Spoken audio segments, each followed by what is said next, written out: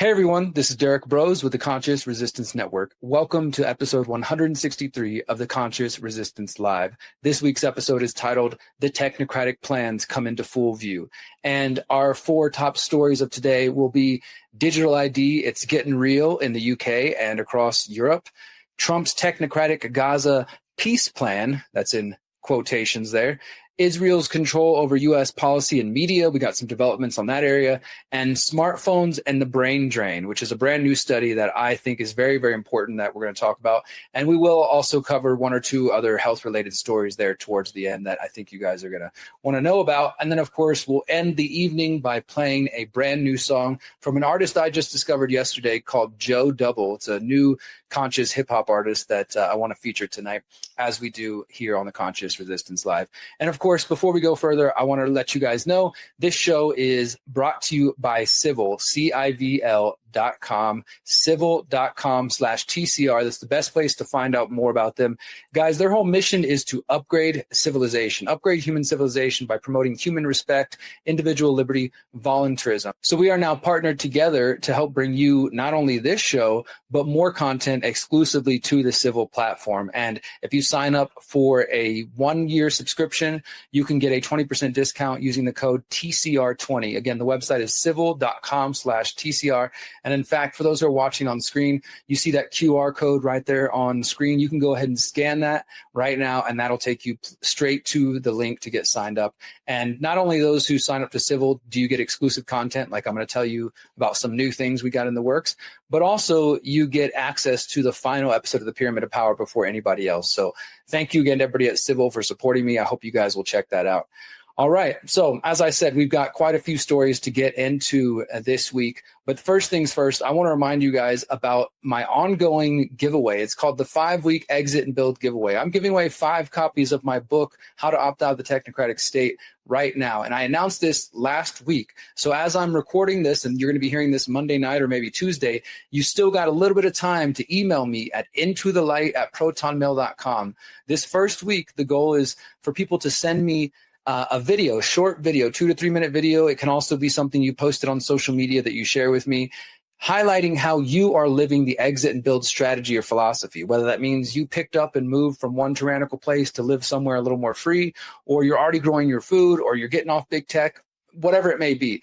Email me at intothelight@protonmail.com. I've got a few emails so far to get things started out, and I will be picking the winner tomorrow morning and releasing a video about that later this week. And then starting this week, we're going to pick it up and start getting more specific about exit and build. The first week that I announced last week was just, okay, if you know about exit and build and you're doing it, send us a video. This week, we're going to start with talking about food. The next week, it'll be money. The following week, it'll be big tech. And the final week will be health. And so I'm going to ask each of you who are already practicing exit and build strategy, either you've already gotten out of the so-called healthcare system, or you're already opted out of big tech in different ways, or you are already growing your own food, or you're already out of the banking system. I'll be asking each week for you guys to send me a short video, and these videos will be shared live on my channel. So if you don't want that, then, be aware of it. And everybody who sends it in, thank you for showing me, what you're doing. I'll pick what I think is the best one, and then we'll announce that, and I'll be mailing you guys copies of my book. So still time to get involved in that, guys. If you want to learn more about exit and build, go to the website, watch this video. You can learn more about it at the Exit and Build Challenge as well, the 45-day Exit and Build Challenge. And of course, I want to remind everybody to bookmark my website, theconsciousresistance.com. Guys, this is where I put all of my content, where I've been putting all my content for the last 12, going on 13 years, theconsciousresistance.com, books, documentaries, podcasts, interviews. If you want to support us, of course, you can buy the books directly. You can go to our shop tab here and buy t-shirts. We've got t-shirts that say, you are a creator, you are powerful, you are beautiful, you are free, liberate all life, exit and build shirts, the conscious resistance shirts, and more. Check it out there. That's one of the best places to support my work. So, all right. Now, before we get into our main stories of the day, I did want to take a moment, this isn't meant to be mean-spirited, but it is meant to be a wake-up, a reality call for some of you out there. We're going to play 3 quick clips from this last week, proving and just highlighting how MAGA got played again by falling for Donald Trump, the guy who was surrounded by billionaire technocrats, working with members of the Bilderberg Group, working with members of the World Economic Forum and the young global leaders, but somehow people thought he was going to be different. Well, in the last week, and really the last 9 months, going on 10 months, we've been finding out that that's complete garbage. But for those who haven't quite got it yet, here's a couple more samples. So first, we're going to start with Kash Patel, the FBI director that was, of course, appointed by Trump, who told us that there's nothing to see when it comes to Epstein. He didn't traffic anybody. He killed himself. There's no conspiracy there. And this last week, he did an interview. I think the man's name's Adam Williams. I'm not familiar with him, but check this out. This is a short interview where Kash Patel lets you know exactly what is important to MAGA. The simple answer, in my opinion, is social media is wildly out of control, and there's too much clickbait in this country. And one of the things I highlighted to Congress in my testimony last week was, if we want to protect our youth, we got to get more involved in social media and online platforms, because that's where the folks, the assassins of this world, get radicalized. That's where they're the lone wolf actors in general. And so we have to get after that problem set. And I asked for Congress to help in doing so. But speaking of Charlie Kirk, who was a very dear friend of mine, and then I was tasked with leading the nationwide manhunt to find the perpetrators involved. Of course, we were going to use every resource we have to find every single person involved, and the investigation's still ongoing. But we, as one of the pillars of my leadership here at the FBI, is transparency. We've produced more documents to Congress than my last two predecessors combined by twofold. Just to put it in perspective. So when we take our investigations out to the streets, I have the same ethos. And this is how we got Charlie Kirk's alleged assassin, so fast. The Boston Marathon bomber, which happened in downtown Boston during the Boston Marathon, took 5 days, and there was a police officer was killed in that manhunt. Luigi Mangione, who allegedly murdered an individual, the CEO of the healthcare company, in downtown Manhattan in broad daylight, took 5 days to find him. Our investigation is very much ongoing. But we've also, Armstrong, in an unusual thing, put out publicly more information as to what we found, because it is of such public importance. The flip side of that is the social media people get involved and they come run with their crazy conspiracy theories because it makes them money. It gives them clickbait. And I don't work for them, and I don't respond to them. My duty is to the American people. If there was anyone else involved in Charlie Kirk's murder, you can look at our record. We'll find them and we'll get them. So now the FBI under Kash Patel is going after clickbait conspiracy theories and people who are spreading conspiracies. Wow, who would have guessed that the guy who was a conspiracy theorist before he got in office would now go after those same people with their theories. Here's one more. This is a short one from Trump as he was speaking to the military generals this last week. Just pay attention to what Trump says here real quick. But I want to salute every service member who has helped us carry out this critical mission. It's really a very important mission. And I told Pete we should use some of these dangerous cities as training grounds for our military, National Guard, but military. Wow. I told Pete, who's, of course, the Secretary of Defense, Secretary of War now, that we should use some of these allegedly dangerous American cities, which happen to be progressive and liberal, as training grounds. You don't have to be a liberal to think that that's wrong. You can hopefully see why that's not good and how that's going to go bad. If Trump's like, let's start using American cities to train the National Guard and the military, hopefully none of you out there support it. And one more reminder, highlight of how MAGA got played. This is a press conference that took place last week with, for those who aren't watching, you're just listening, you got Donald Trump standing in the background, you got Dr. Emmett Oz, and you got RFK standing in the background. And at the podium in front of them is the head, I think his name's Albert Bourla of Pfizer, speaking about this new deal that the U.S. and Pfizer are making together. No, Donald Trump's not going to go after Pfizer for the clot shots or for the people they may have harmed with their shots. Instead, they're going to partner with them to the tune of billions and billions of dollars. And just listen to this speech. And if you can watch on screen, for those who are watching, watch RFK's face. I mean, this guy is he's clearly, I don't know what to make of it. Check it out. We are ready to invest, as the president also mentioned, $70 billion in the next few years from Pfizer in manufacturing and research in America alone.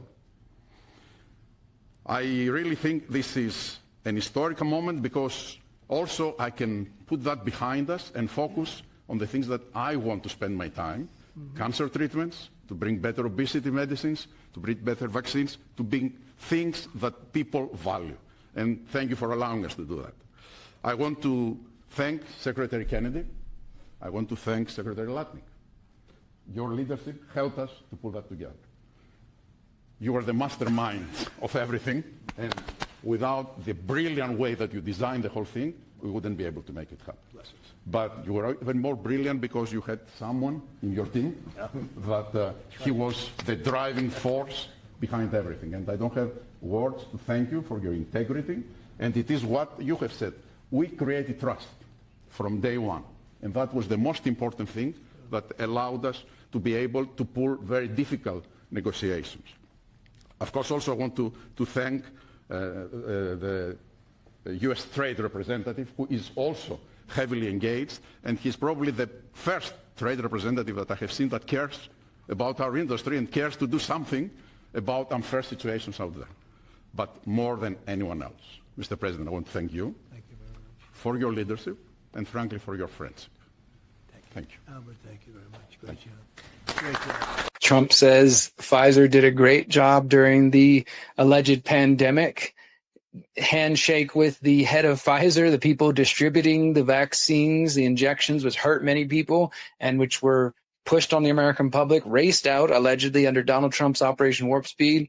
Kash Patel saying he's going after conspiracy theories, and Trump saying let's put the military in American cities to train them. Wow. I hope you guys are starting to get it, my friends who might be listening who are still MAGA. You got played, and it's okay. I'm not here to shame you. You can be an adult. You can push past the cognitive dissonance, and you can acknowledge that, and then you can realize that politicians aren't going to save you, and you can focus on real solutions, which we talk about here at the Conscious Resistance.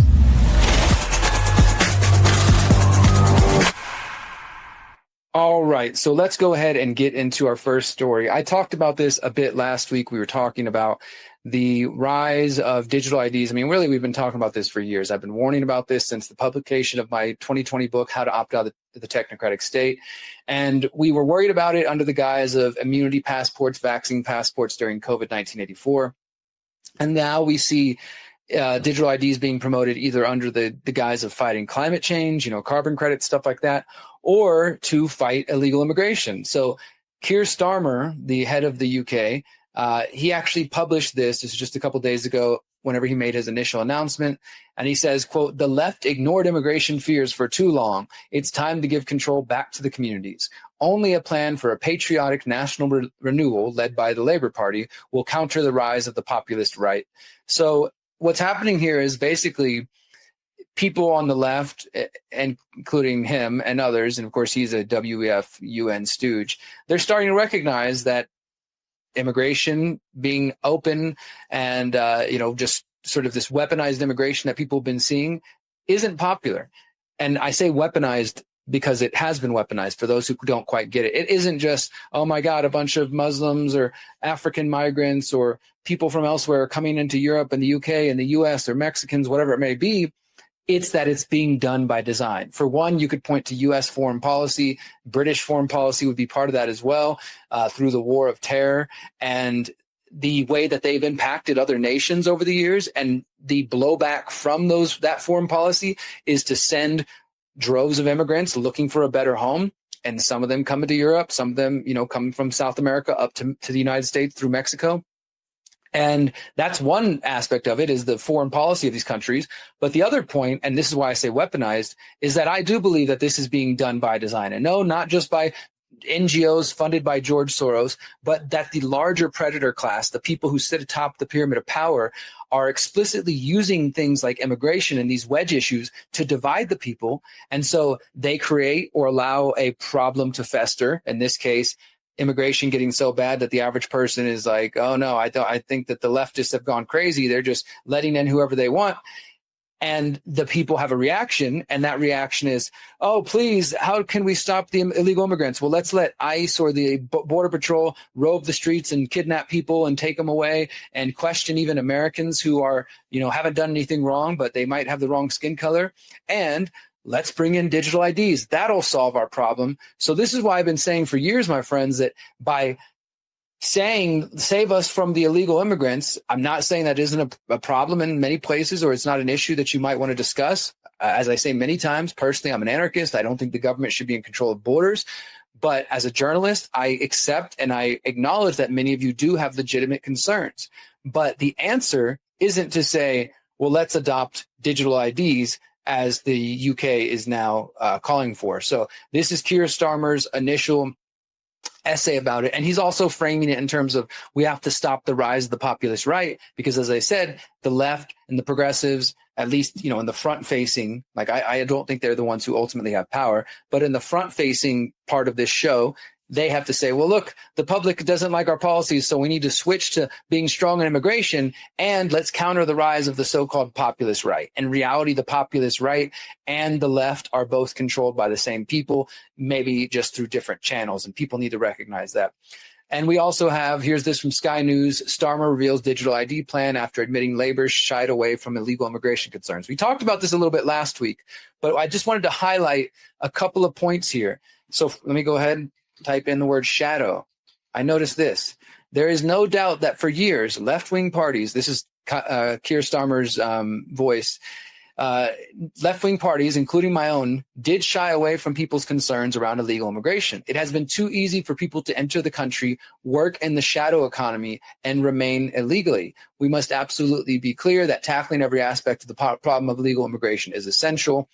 So I just want to make that note. You see how they said it's too easy for people to enter the country, work in the shadow economy, and remain illegally. I'm not saying, I know for some of you are going to get triggered. I'm not saying people should enter illegally and remain, but pay attention to the shadow economy. Here's one more. Let's go to this other article from Sky News.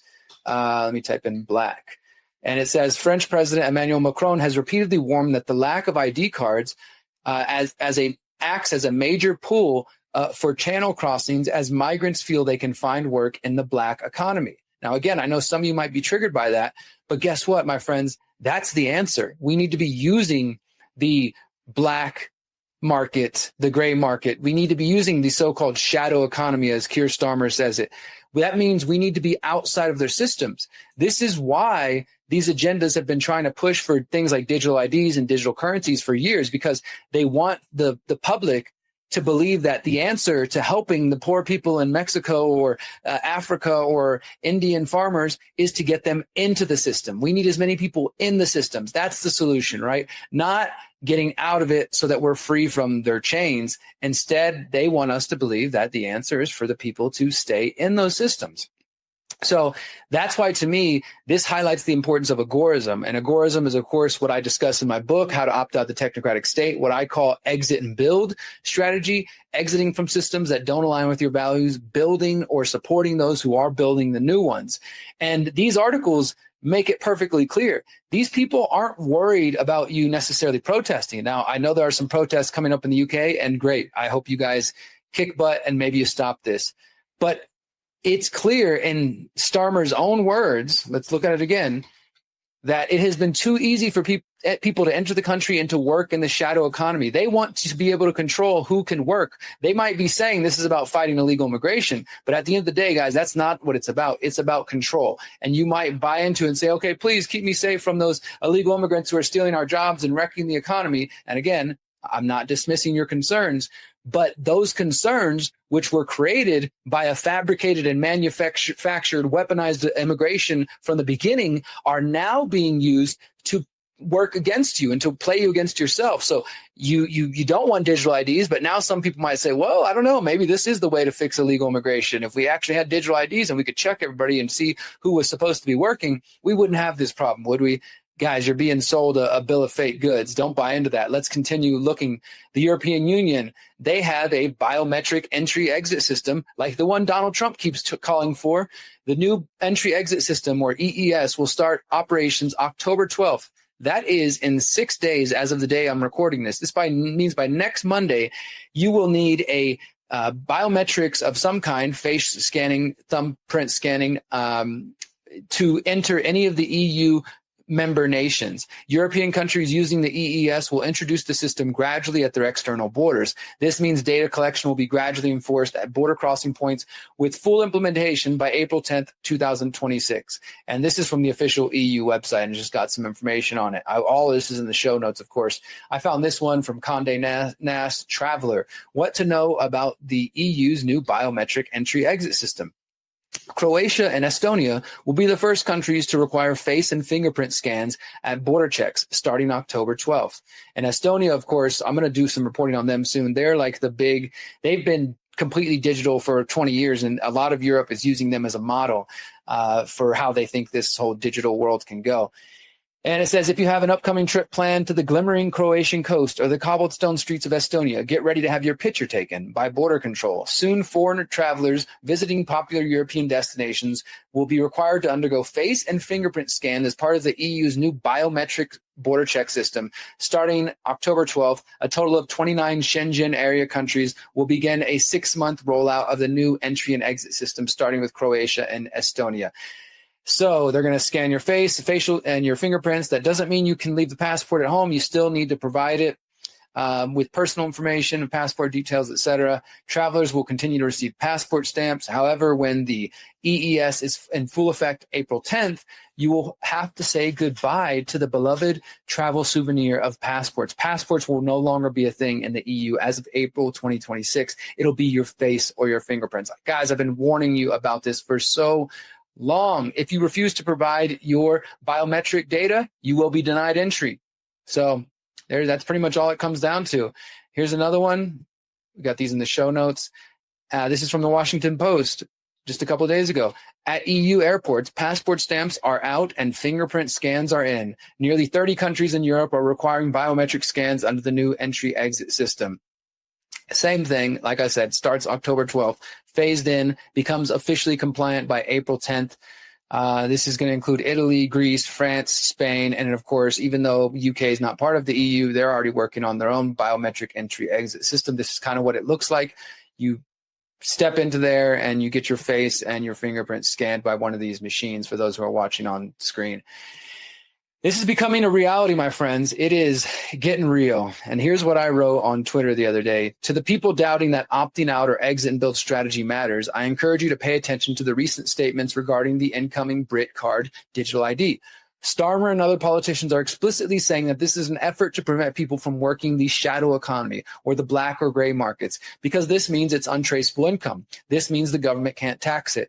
This highlights the importance of exit and build and agorism. The state is extremely worried about people being able to thrive outside of their systems. They will claim digital IDs are for stopping pandemics or fighting illegal immigration or stopping terrorism, but it's always been about control. And they know they can't control people who are outside of their systems. I encourage you guys not to ignore this lesson. And thankfully, a lot of people seem to be in agreement and are paying attention to that. So I still think exit and build is the answer. But I'm not here to claim, guys, that it's going to be simple or easy, that, you know, because I have people reach out and say, Derrick, well, look, I'm 70 and I'm dependent on government welfare systems. How somebody like me, how am I going to be able to navigate this? Because if I don't comply, they're not going to give me my check. And honestly, I don't have a perfect answer for you. I am working on some ideas that I'm going to be sharing very soon, but I don't know that all of us are going to be able to exist without digital ID. That's just the cruel, sad fact that because life circumstance, personal choice, we all have different lives. I have lived my life without banks and with being as far out of government systems as possible. So I'm not dependent on government in any way,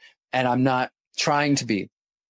That might not be the life choices some of you have made when you were younger or in the past, and now you find yourself with a 401k that's in a big bank, and those big banks, you better believe it, are going to require digital IDs, and you might have government assistance, welfare, or stipend from military service or something like that, and you're dependent on that. I don't know what to tell you. If that's your only income and you need it to survive, then you're probably going to have to get a digital ID if you're in one of these countries. And there may be, a trial period where it's optional, but there will come a day when it will be mandatory. Now, of course, what we're talking about right now is just the facial scanning, fingerprint scanning, and digital IDs to travel over in European Union. In the UK, it's to work. So you can see how it's starting to come in different ways. And in the US, they're starting to propose the idea of having an ID to get on the internet so that we can stop children from having access to porn or stop radicalizing the youth or whatever. They're going to come up with all kinds of reasons. But what it's always going to come back to is you need to have a digital ID. And for most of you who have smartphones, that's already your digital ID. They're going to just say, well, now you need to scan that, or log in or scan your face so we know it's you and we know how old you are in order to get on the internet. So right now it might be about travel. And some of you are like, well, who cares? I'm never going to travel to Europe.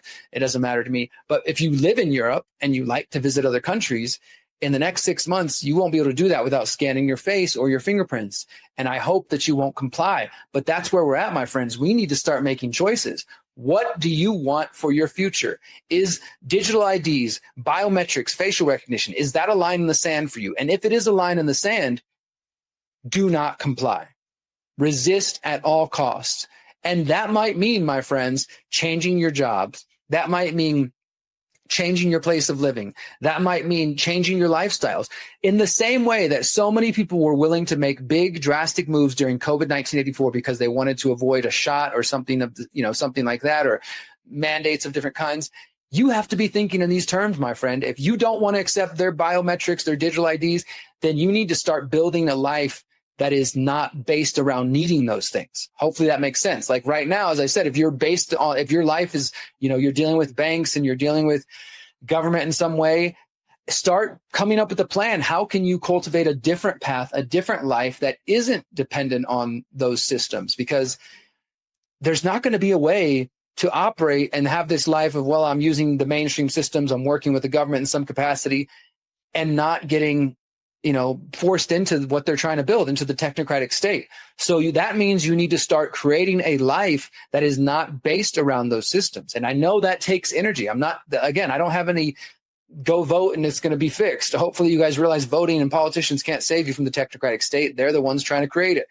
And here's 5 steps and everything's solved.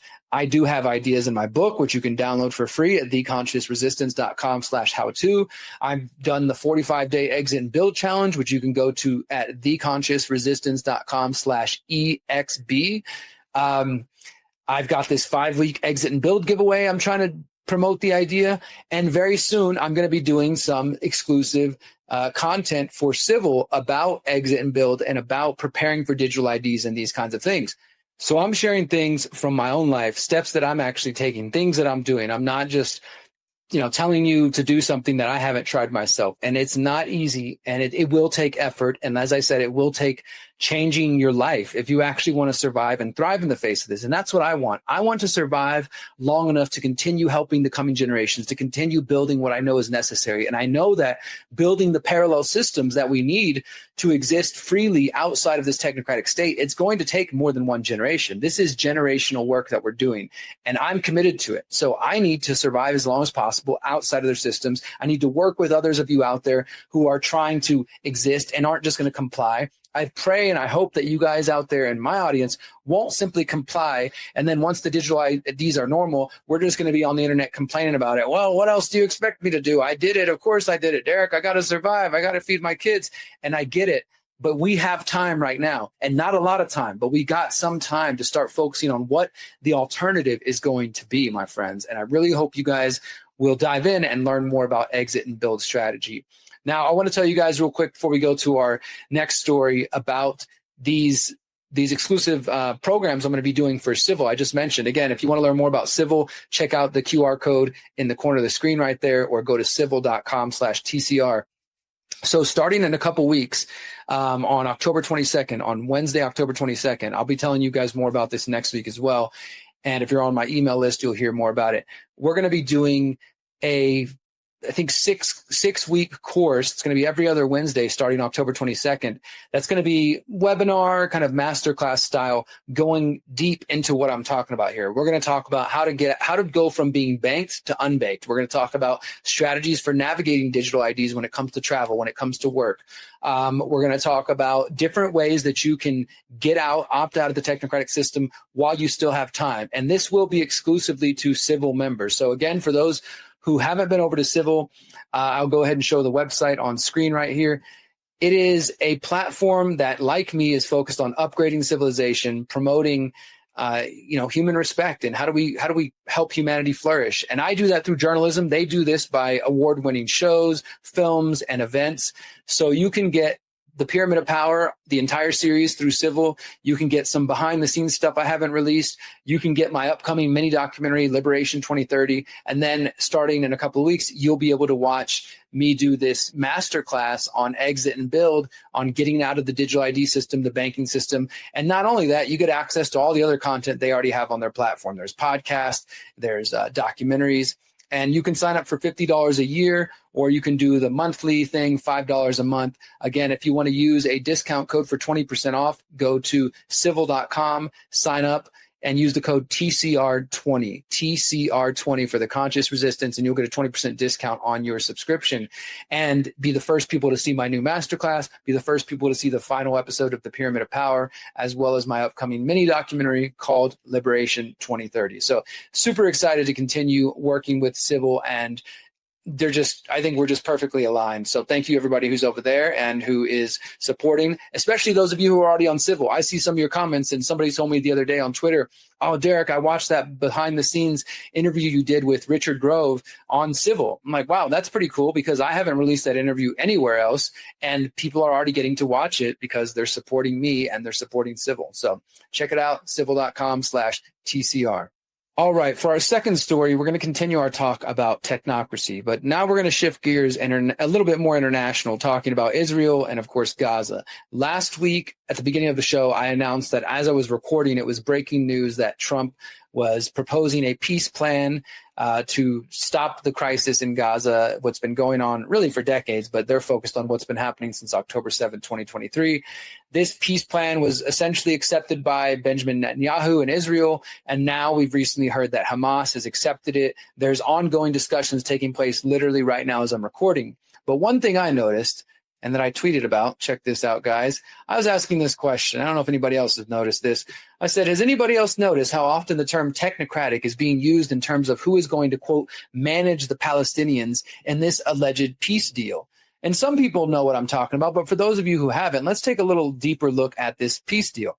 So again, this is the latest news. Trump and Netanyahu say they've agreed on a plan to end the Gaza war. Hamas is reviewing this plan. This was last week. They've since accepted the plan, and it's being negotiated right now. But let's just do a Control F. And look at that. When I search technocrat, it says Trump's plan calls for establishing a temporary governing committee that would be headed by Trump and include former British Prime Minister Tony Blair. You guys remember that guy, Tony Blair, the war criminal from the UK back during the George W. Bush days, post 9/11 days? So a temporary governing committee, they promise it's temporary, with Trump and Tony Blair involved. And it says a Palestinian committee of technocrats would oversee civilian affairs with power handed over later, we promise, eventually, to a reformed Palestinian Authority. And as I said last week, all this sounds like to me is that they're going to put puppets in place that they can control. But it's really disturbing to me is how the word technocrat and technocratic is being normalized here.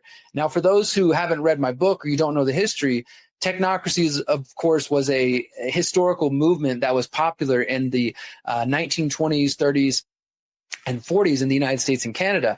And it was a movement of people who said that, well, look, governments can't solve our problems. Business people are not solving our problems. What we need instead are the engineers, the experts to be the ones in control. That would be trust the experts. So they say we need engineers, scientists, the technological elite. These would be the technocrats who would manage what they talked about back then. They said would manage the machines. Now in 2025, we might say they would manage the artificial intelligence and the technological infrastructure. And the technocrats, like all totalitarians disguised as utopians, they promise that this is going to be a better world, that using the machines, they can allocate resources perfectly for people everywhere in the world. And so you would have energy credits, you would have resources distributed by the machines, and the technocrats would be the ones overseeing it, with the so-called technocrat king at the very top overseeing the entire thing. So that's what technocracy, that's what technocrats are. And now they're saying the technocrats should be the ones in charge of this alleged peace plan. Now, I will give them a slight benefit of the doubt. I know in the mainstream, when they say technocrats, they typically mean the term just as simply as the experts. But it's much deeper than that. And I don't think it's a mistake that this term is now starting to be popularized. So here's PBS reporting, reposting Associated Press. Read Trump's 20-point proposal to end the war in Gaza. Again, let's just do a Control F here and see if the word technocrat comes up. There it is right there. Technocrat. Okay, so number 9, there's a 20-point plan, right? Peace plan. Number 9, Gaza will be governed under the temporary transitional governance of a technocratic, apolitical Palestinian committee responsible for delivering the day-to-day running of public services and municipalities for the people in Gaza. This committee will be made up of qualified Palestinians and international experts, and with the oversight and supervision by a new international transitional body, the Board of Peace. Now, isn't that some double speak 1984 stuff there? The Board of Peace, which will be headed and chaired by Donald Trump, with other members of the state to be announced, including former Prime Minister Tony Blair. The body will set the framework and handle the funding for the redevelopment of Gaza until such time as the Palestinian Authority has completed its reform program as outlined in various proposals, including Trump's peace plan in 2020. The body will call on the best international standards to create modern and efficient governance that serves the people of Gaza and is conducive to attracting investment. And that's another thing. They're giving the game away. For those of you who haven't paid attention, I mean, Trump's nephew, son-in-law, Jared Kushner, has huge investments and that are all ready to go and rearing to go into Gaza. They want that beachfront property, as they've talked about. And you guys might remember a couple months back, Trump even shared an AI video of him and Netanyahu celebrating drinking on the beaches of Gaza. And they want to put high rises there. There's so many people just, licking their chops, just waiting for a chance to get a piece of that land out there. And not only that, the remaining people that they allow to live, they're going to micromanage their lives in this technocratic system that they're talking about with this technocratic committee. So here's another one. The Trump Gaza plan could work with or without Hamas. Let's again do a little check. Technocrat. The proposal envisions a future, let me show it again, where a future technocratic administration for Gaza that includes Palestinians and experts from other countries. Again, this will be a board of peace ran by Trump and Tony Blair. So that term is getting out there quite a bit, my friends. I don't think that is by accident. One more, just to really bring the point home. European Council on Foreign Relations. What do they got to say? The governance of Gaza. Under the plan, Gaza would be placed under 2 layers of government. The first local layer is a technocratic, apolitical, transitional committee responsible for delivering day-to-day activities. On and on, right? So everybody's embracing this term technocrat. It's right there in the writing of the so-called peace plan. Gaza is going to be run by technocrats. I mean, there's no other way to put it, my friends. This is what I think this is all about. And for those of you who have realized that what is happening to the Palestinians is really a preview of what's to come for the rest of the world, especially if people can just sit around blindly and allow it to happen and not even speak up, not even make a peep because they're afraid of being canceled or they're afraid of being labeled anti-Semitic. If you allow it to happen to the Gazans, to the Palestinian people, we are seeing a clear sign of what could happen to other people. And I even have people say, like, look, Derrick, you promote exit and build philosophy and strategy, right? Well, what if they just drone bomb us like the Gazans, like the Palestinians? That's a possibility, my friends. But as I always say, I'd rather know that I was living in line with my values and focusing on building the solutions as opposed to dying as a safe slave because I was afraid to say anything. So I just stay quiet and go along with the agenda. At the end of the day, though, it is clear that the technocratic plans are coming into full view, whether you're talking about digital IDs and biometrics and facial recognition scanning in the UK and Europe, or a technocratic committee preparing to run things for the people of Gaza. Technocracy is on the menu and it's the agenda. This is why people need to stop fighting about this left versus right stuff. You're being distracted and being told to be afraid of Antifa or being told to be afraid of right-wing extremists. But both sides are playing into that game. Both sides are buying into the divide and conquer domestic terror trap while the technocracy is in full bloom and growing every single day. We need to resist it, my friends. We need to push back every single place we can.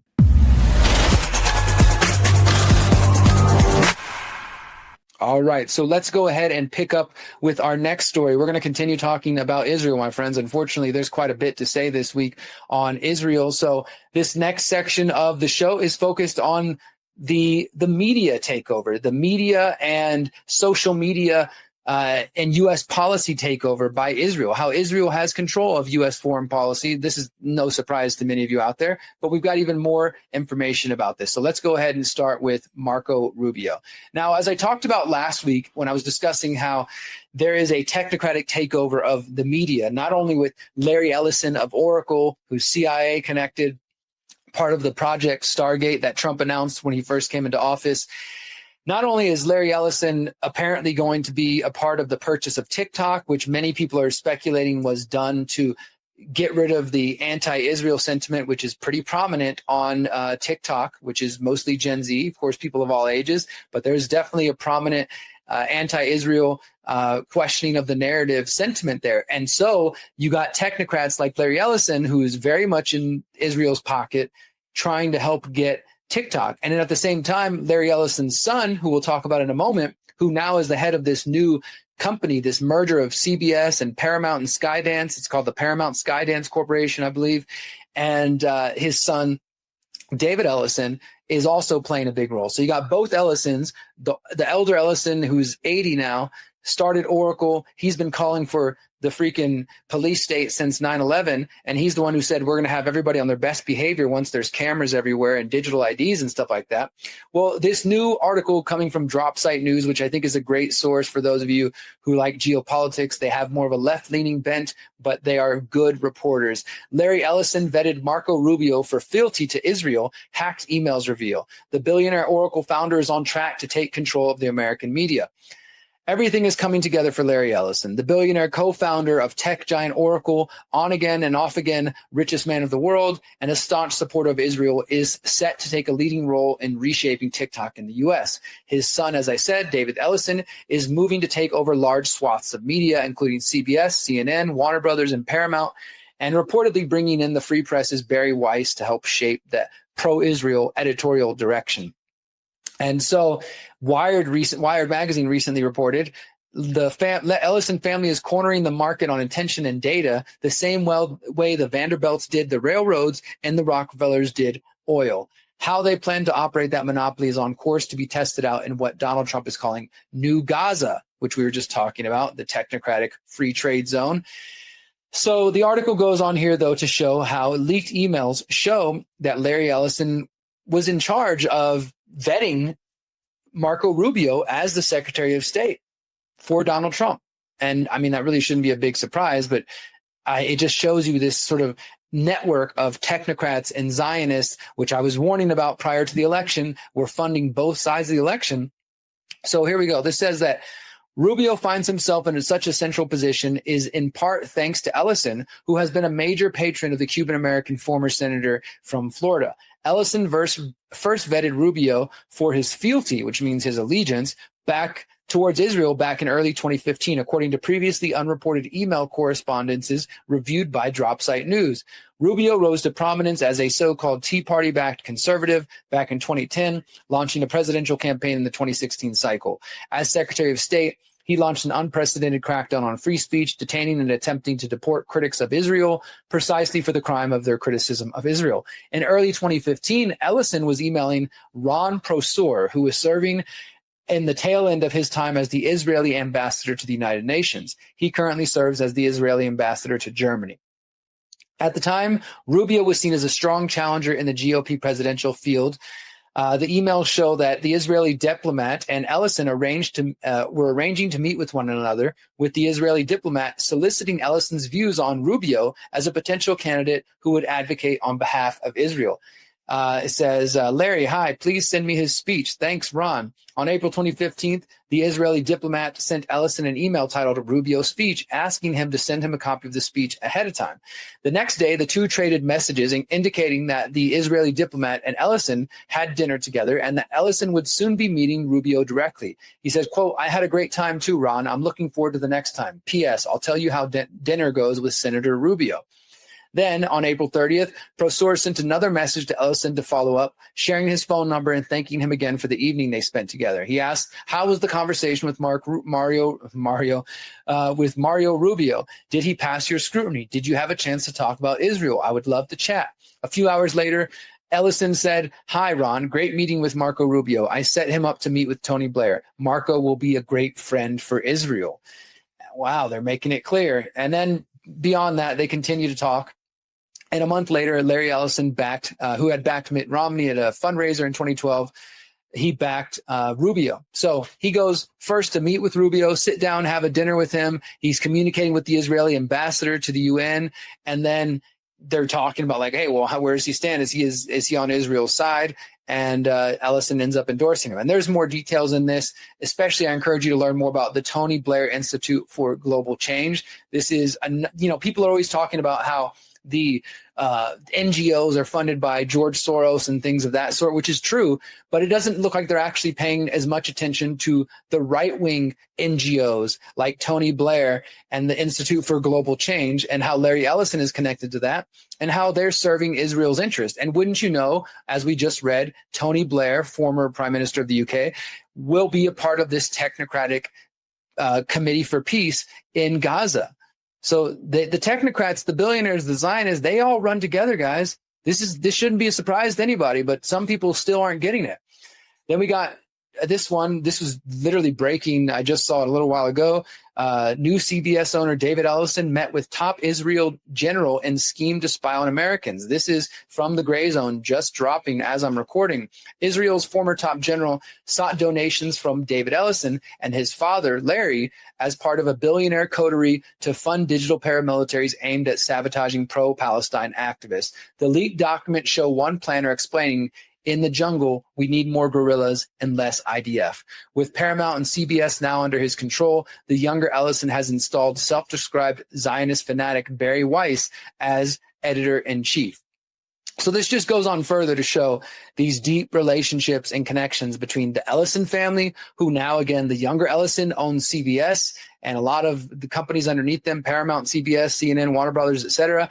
And then Larry Ellison, head of Oracle, is all up in the White House with the Project Stargate, and he is the one who helped vet Rubio, who's now Secretary of State, and helping negotiate this so-called Israel peace plan. He vetted him back in 2015, and he's working with Tony Blair, and Tony Blair happens to be working on this new technocratic peace plan in Gaza. Whew, we need a map to map this stuff out, but it's real. It's real. This is what's going on. Israel and their influence is in control of American media. And let's get some more examples. Netanyahu admits using social media as a weapon to influence U.S. opinion amid Gaza genocide. Israeli Prime Minister, this is coming from AA.com. Israel Prime Minister claims seeking influence over TikTok and X. And there's a video going around that you guys may have seen, but we're going to read the text so we can get the full text and not take anything out of context.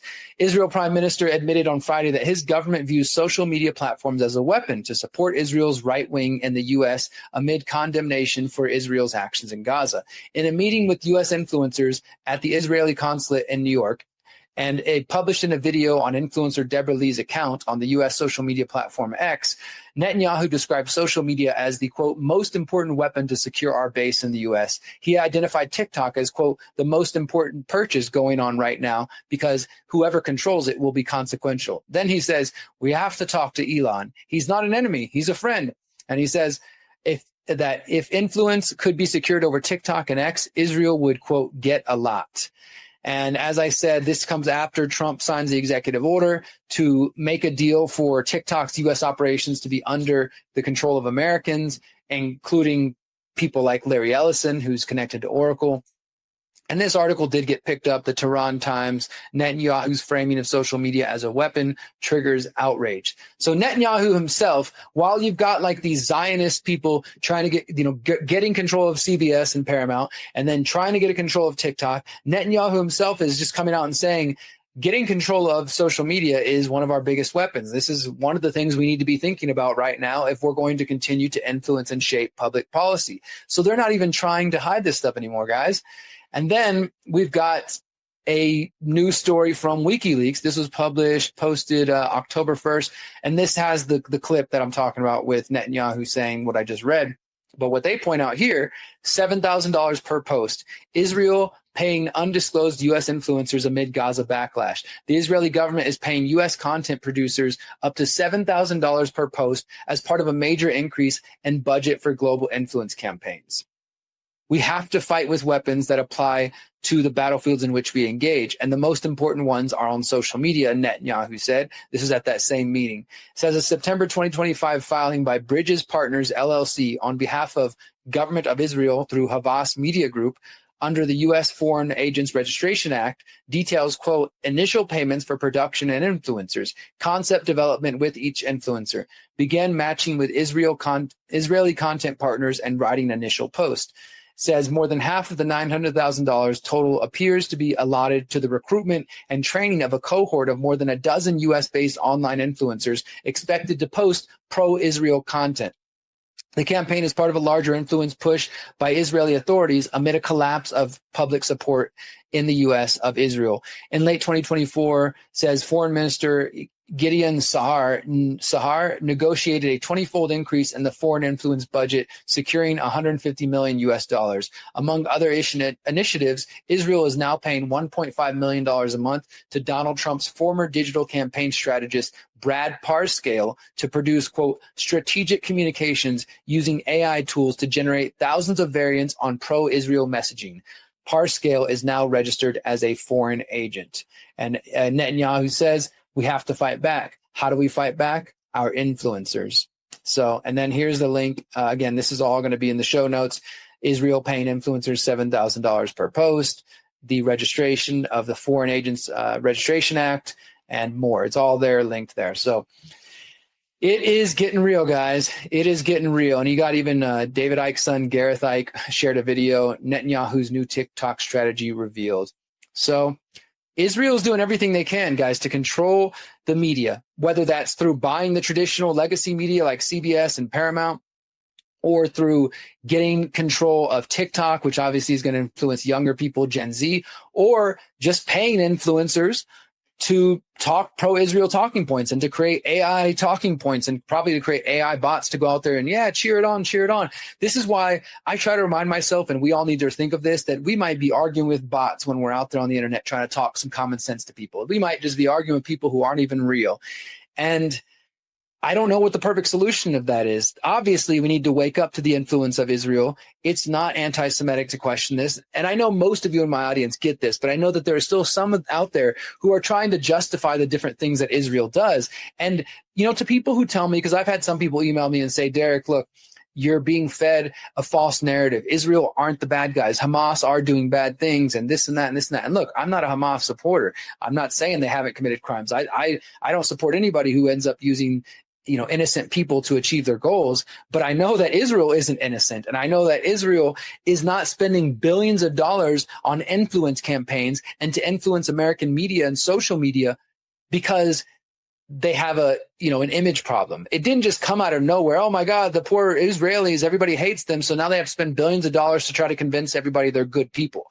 I don't think that would be the case if they weren't up to some bad stuff. So I'm just not buying that Israel's, the good guy and we need to stand up and defend them.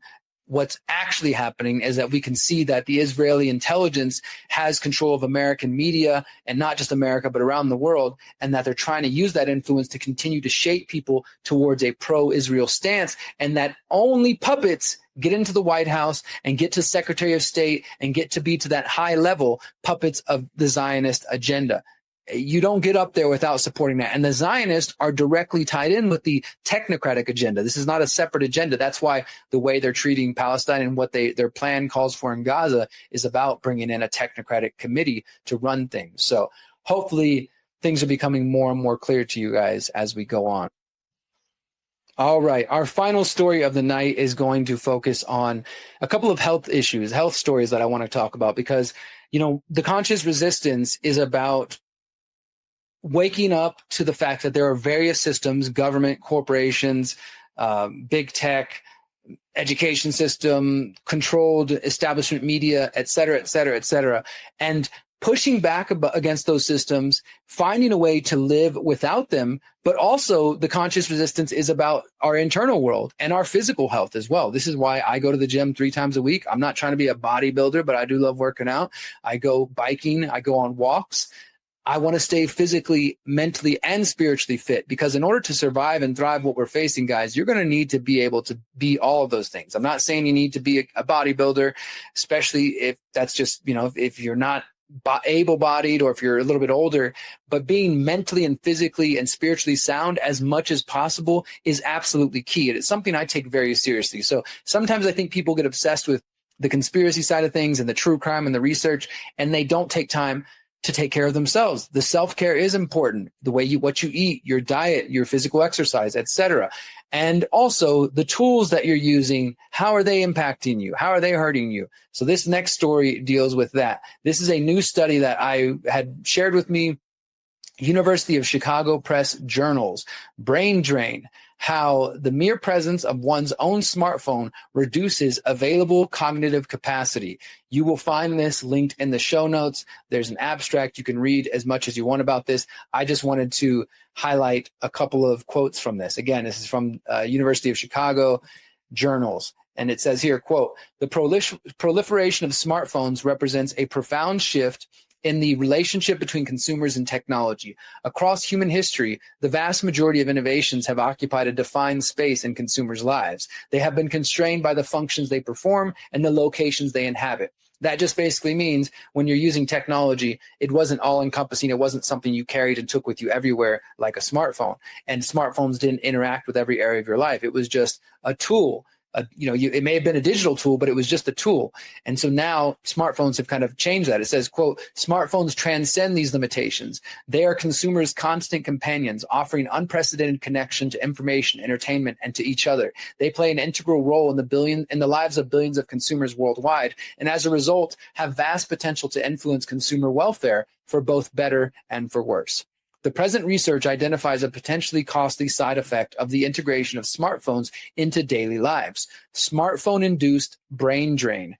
We provide evidence that the mere presence of a consumer's smartphones can adversely affect 2 measures of cognitive capacity: available working memory capacity and the functional fluid intelligence, without interrupting sustained attention or increasing the frequency of phone-related thoughts." So they're saying just having the phone in the room is affecting your available working memory. Like, you might not be picking up the phone every moment, but just your brain's awareness of it can affect your working memory and something they call functional fluid intelligence. Consumers who were engaged with ongoing cognitive tasks were able to keep their phones not just out of their hands, but also out of their conscious minds. However, the mere presence of these devices left fewer attentional resources available for engaging with the task at hand. So basically, if you think about your brain having only limited resources that it can give attention on one thing, even if we're multitasking, I can multitask, but something's always going to suffer. And just by having your phone in the room, your brain, some part of it is aware of the phone and may be tuned into it in some way, and you are given what they call fewer attentional resources for whatever task you're doing. And it continues here. Further, we find that the effects of smartphone salience on available cognitive capacity are moderated by individual differences in the personal relevance of these devices, operationalized in terms of smartphone dependence. So what that means is the available cognitive capacity, so your available brain power, it's going to be affected by your individual differences and preferences for your devices. So for example, if you're somebody like me, I don't have a smartphone, I use my computer, but I sure carry my laptop around with me everywhere I go because it's essential and very relevant to my work and to my life. So it's saying the effects of these available cognitive capacity, it kind of is dependent on how much you use your device and what you use the device for. It says those who depend most on their devices suffer the most from their salience and benefit the most from their absence. So if you're more dependent on the devices, when they're gone, you actually seem to, according to the study, have more cognitive resources and benefit better. So the people who are using it the most are the ones who benefit the most from it being removed. The role of dependence in determining mere presence effects suggests that similar cognitive costs would not be occurred by the presence of just any product, device, or even a phone. We submit that few, if any, stimuli are both so personally relevant and so perpetually present as a consumer's own smartphones. However, we leave open the door for our insights to apply more broadly to future connective technologies that may become equally central to consumers' lives as technology continues to advance. So basically they're saying, like, right now, nothing else seems to affect the cognitive costs. There's not as much cognitive cost incurred as a smartphone, not even a regular phone or any other device or product. For whatever reason, this black mirror that so many of you hold and keep and use, it affects our brains in a very unique way. And they're calling it a brain drain. Brain drain. It says, again, the study is called "The Mere Presence of One's Own Smartphone Reduces Available Cognitive Capacity." And I'm sure some of you have your own personal anecdotes on that and can attest to that, or maybe you've seen it with your children and you know exactly what I'm talking about. This is why I tell people I don't have a phone, because although they're greatly useful in many cases, I am already so plugged into my work with my laptop that I don't want to be more plugged in with a phone. And so whenever I leave the house, I don't keep a phone with me. Nobody can get in touch with me. I love it. And sometimes it can make things challenging or difficult, but it's what I want to do to make sure that I'm not having my brain drained all the time. So that one is an interesting study. Again, it'll be linked in the show notes. One other study on health I wanted to show you, published in the journal Environmental Health just last week, the sugar industry's efforts to manipulate research on fluoride effectiveness and toxicity, a 90-year history. This is by Christopher Norath. I think I'm going to interview him very soon, because I know he's a member of the Fluoride Action Network, who are the people who are leading the lawsuit. Excuse me, scrolling. I know that makes some of y'all dizzy. Trying to find his information here.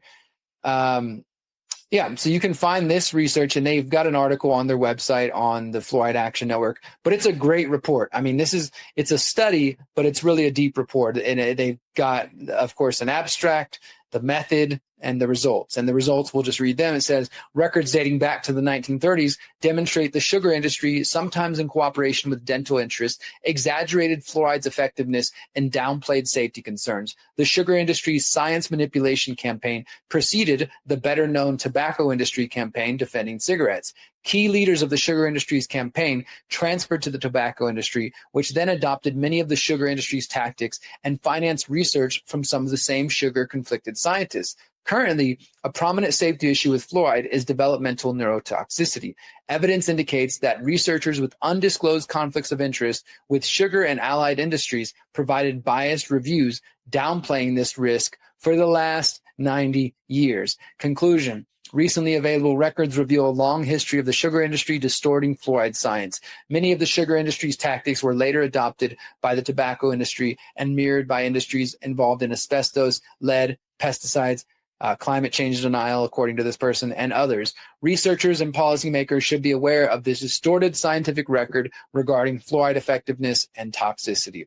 So, I mean, honestly, as I'm reading that to you guys, I'm like, damn, I need to turn that into a documentary. That sounds like a pretty important story. I've known about, if you've ever read The Fluoride Deception, you've kind of known about some of the different industries, obviously the dental industry and others, the phosphate mining and aluminum industry, who have stood to benefit by playing down the dangers and the problems with fluoride, with hydrofluorosilicic acid and its impact on human health. But this sounds like another great review. Again, it will be in the show notes. I encourage you guys to check that out. I'm going to see if I can interview Christopher and maybe turn that into a little mini documentary. That might be fun. So yeah, that'll all be in the show notes. And I think that's it for this week, guys. I really appreciate everybody's time. One other thing before I share my closing thought, I want to remind you that in January, late January, I'm hosting the People's Reset, thepeoplesreset.org. It's a 5-day activation focused on solutions across the board: growing food, building communities, mental, physical, spiritual health, building parallel systems, homeschooling, getting off big tech. There's music, there's art, there's family and kids activities, concerts, workshops. It's a lot of fun, guys. Find it at thepeoplesreset.org and check out this quick promo to learn more. Our power is in our voice. Our power is in our thoughts. Our power is in our actions. Our power, it's already innate in who we are. We are the earth. We are the sky. We are the trees. We are our ancestors. We are the future generations. We are all that is.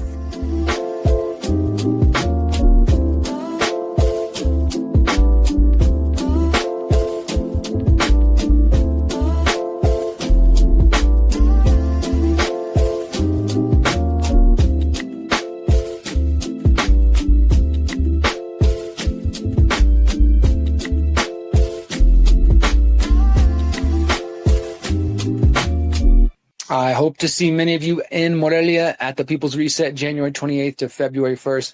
Last thing, guys, if you want to support my work, you can always go to theconsciousresistance.com/invest, sign up on Buy Me a Coffee, Substack, send me some love to my P.O. box, send support via crypto, however you want to do it. Again, theconsciousresistance.com/invest, or go to our shop and buy a t-shirt if you want to support and spread the message around.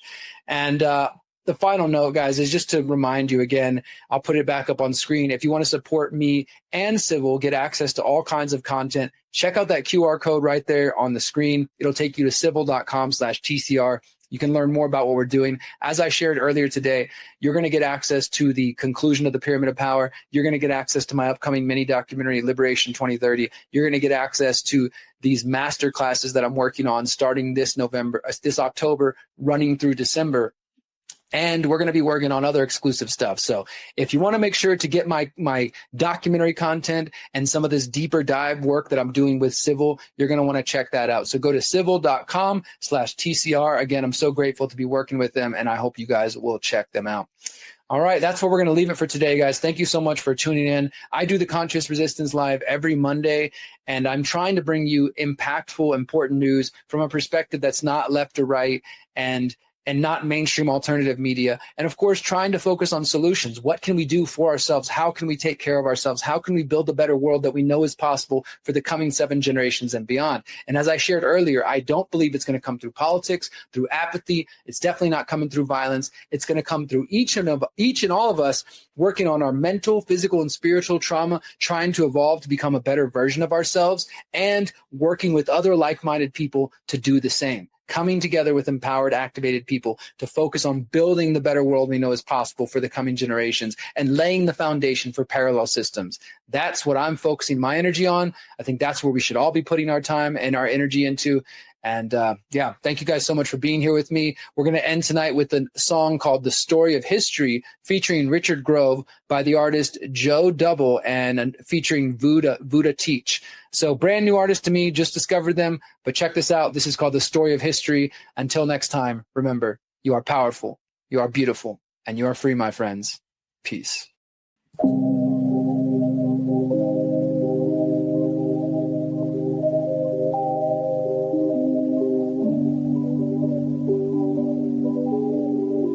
The deliverance on the count of America, scary. If you think it's an accident, there's no belief that it's happening.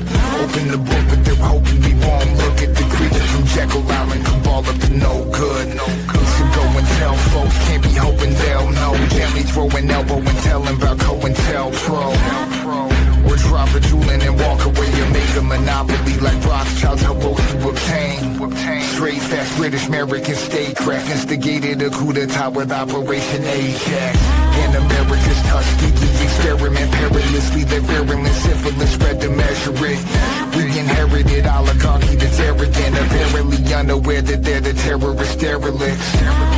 No, they know they're the core cause of it. Some more bothersome acolytes of Lord Palmerston. What's the difference between the mafia and the government? I don't know.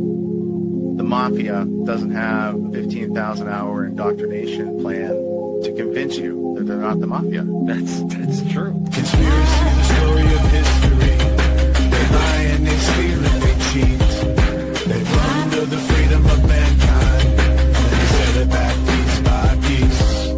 Conspiracy, the story of history. They lie and they steal and they cheat. They plunder the freedom of mankind and they set it back piece by piece. Conspiracy is the story of history. It's the story of plunderers taking care of people who produce.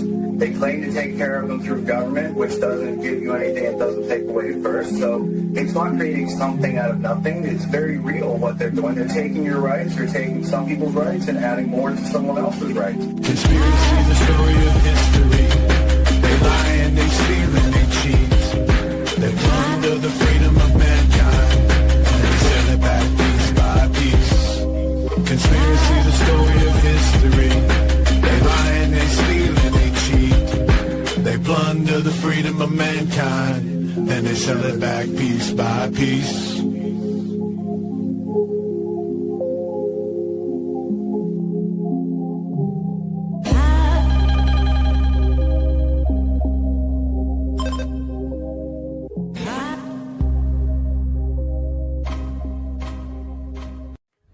Since 2012, the Conscious Resistance Network has been an independent media organization focused on empowering individuals through education, philosophy, health, and community organizing. We work to create a world where corporate and state power do not rule over the lives of free human beings.